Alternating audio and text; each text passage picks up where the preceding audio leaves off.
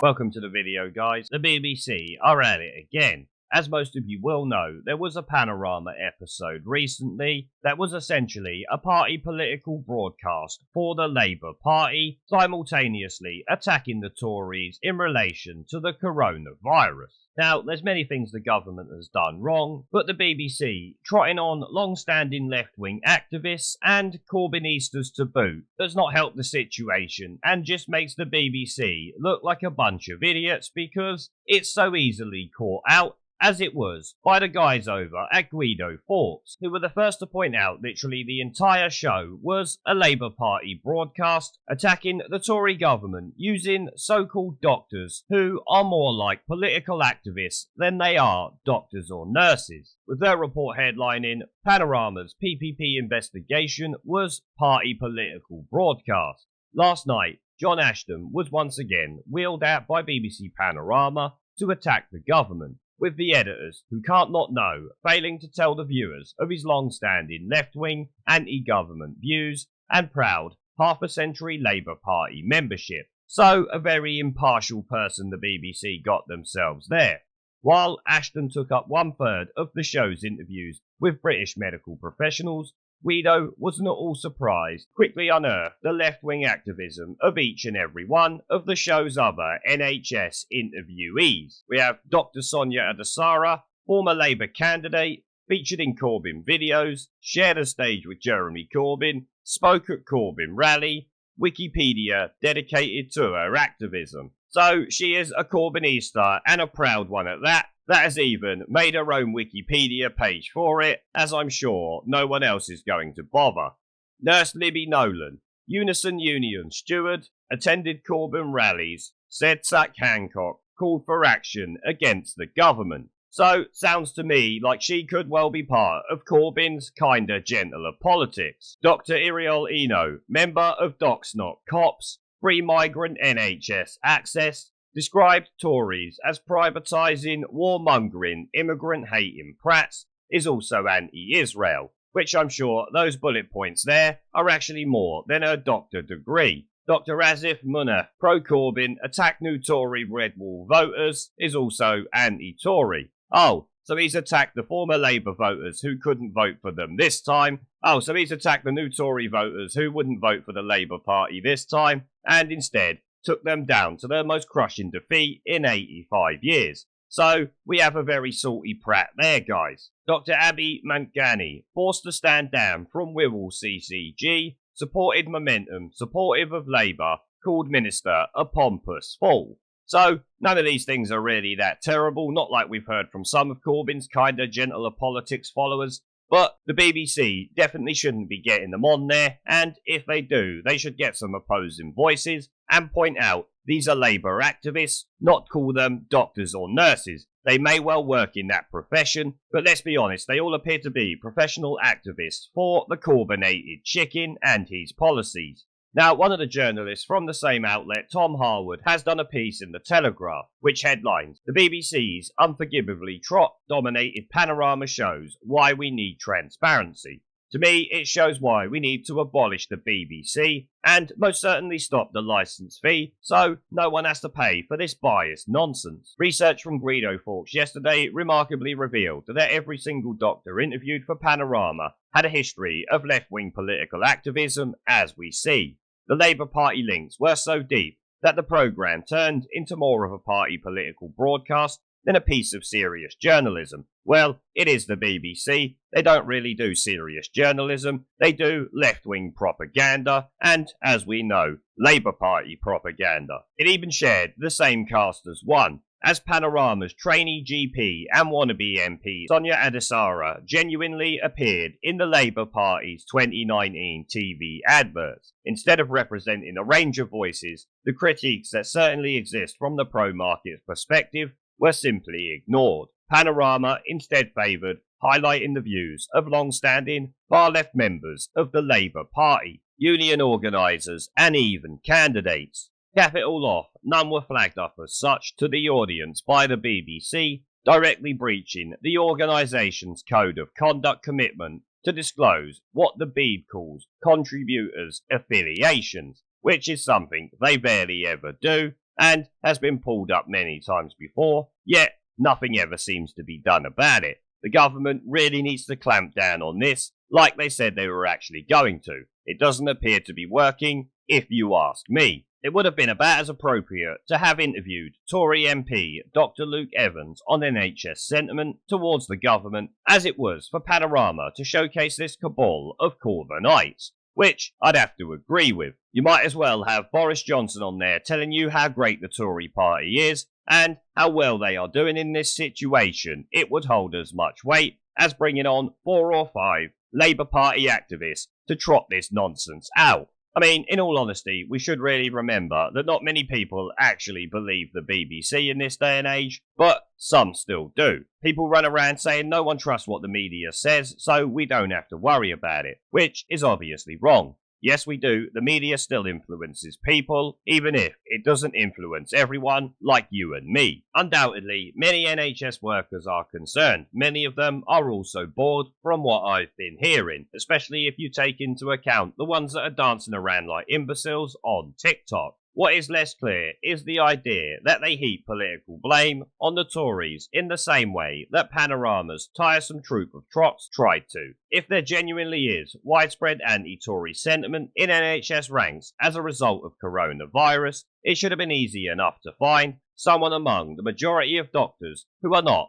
party political activists to say that, which is correct, but it's not how the BBC operates, Tom. You should know this by now. Take a look at the last 4 years in relation to Brexit. Politics Live show, for instance. Constant 5-to-1 bias towards the Remain side and left-leaning politics. I mean, even when they got Tories on, they got Tory Remainers on who wouldn't really fight the case of Brexit. Not that it mattered in the end, but the point still stands. Interview rigging undermines the programme's own case. The BBC undermines its own case every day. Panorama is no different. Examining the remarkable list of medics giving the spotlight up, you would be forgiven for thinking that the entire health service was staffed exclusively by Tory-bashing, Corbyn-loving political headbangers. You would be shocked to discover that in fact survey after survey finds that fewer than half of medical professionals support the Labour Party, and of the 10 doctors elected to Parliament in the last election,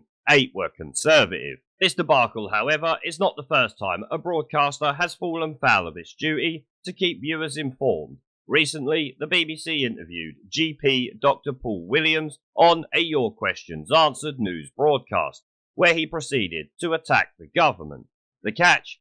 Dr. Williams was a Labour MP until 2019 and is currently standing to become a Labour Police and Crime Commissioner. Not that the viewers were told. Well, of course they wasn't. It's the BBC. But I think the fact that he was a politician up until last year and the BBC kept it quiet goes to show what these editors' aims actually are. Something we already knew, but it's nice to see proof of, which is also reported on here in Political Light. I'm not going to bother reading through it. I'm just showing you that there is a varied number of outlets reporting on this. We had the Mail, Telegraph, Times, a good few others. The ones we didn't have, however, were The Guardian and The Independent. You know, the left-leaning, remoaning rags that are essentially party political papers of the Labour Party and to a lesser extent the Liberal Democrats. But it would seem that the BBC is living up to its name of the Biased Broadcasting Corporation.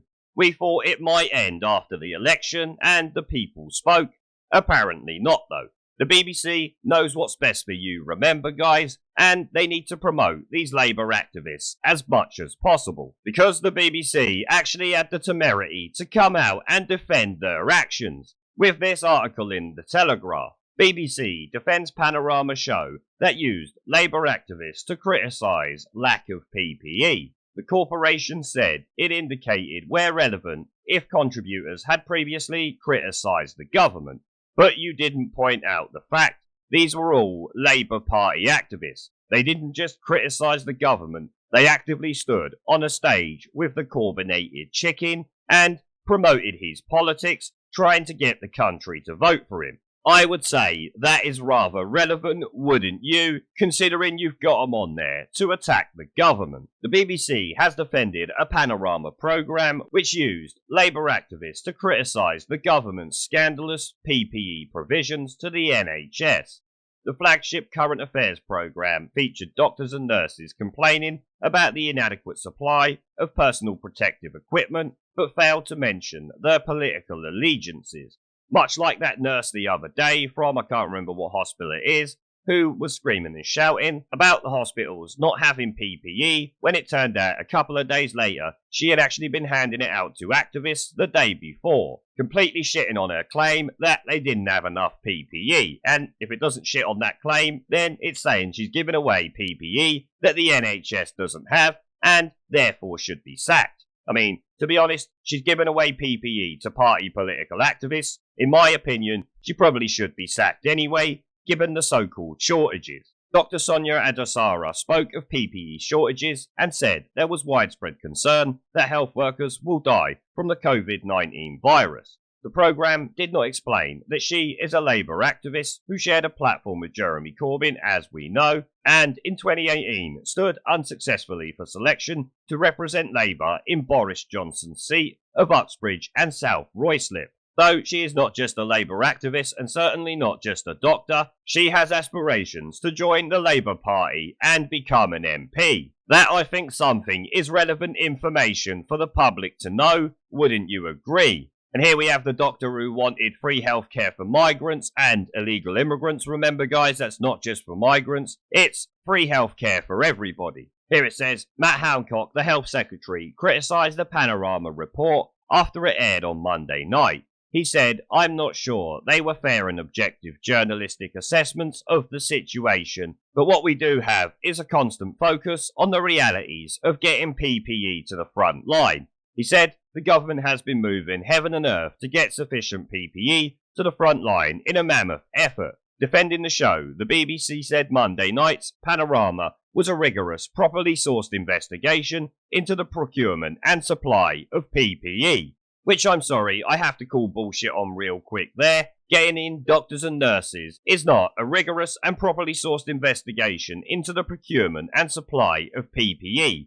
These people use it, they do not procure it or supply it, so why would you need to talk to them? Never mind the fact that they are Labour activists, there is no reason to talk to them, they don't buy it, they don't deal with the supply of it, end of story. They use it, they are the end user at the end of the day. They don't know the logistics of how it gets there, so they are just party political activists promoting the agenda that you want them to because you are the biased broadcasting corporation, the propaganda arm of the Labour Party. And don't even talk to me about your contributions from health professionals about their frontline experience, because people on the front line are telling me something very different to what the media are always reporting, that is for sure. The programme spoke to a range of interviewees, including public health policy experts and those involved in the supply of PPE.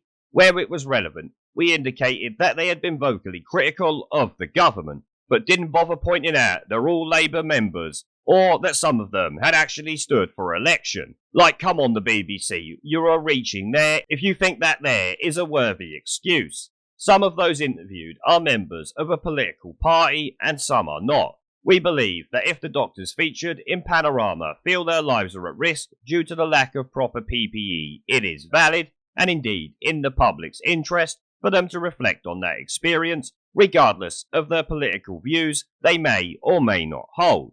That is correct, they should be able to say it, no one is saying that they can't. What people are saying is that you should be pointing out that these people are die-hard Labour activists and Corbynistas to boot. They're not just your average Labour Party member, they are literally hard-left political activists supporting the Corbynated Chickens agenda. Even now, he has been kicked to the curb as the Labour Party leader. But I think you guys would agree it is some pretty snakish behaviour from the BBC here. Defending what they have done as well just goes to show what a bunch of snivelling shitweasels they actually are. Now before I go, I've started doing live streams and uploading gaming content on my second channel. If you would like to come and join me for a live stream to chat in real time, have an interest in gaming related content on YouTube, or just want to follow me over there because you are a legend, the link will be down in the video description below and as a pinned comment. I hope to see you all there. Now as always, before I go, I want to thank our PayPal, Patreon, Subscribestar and YouTube members for supporting the channel, along with everyone who watches my videos. Remember to let me know what you guys think down in the comment section below. Leave a like, subscribe with the notification bell and share this video as it helps the channel a lot, and I will see you all in the next one.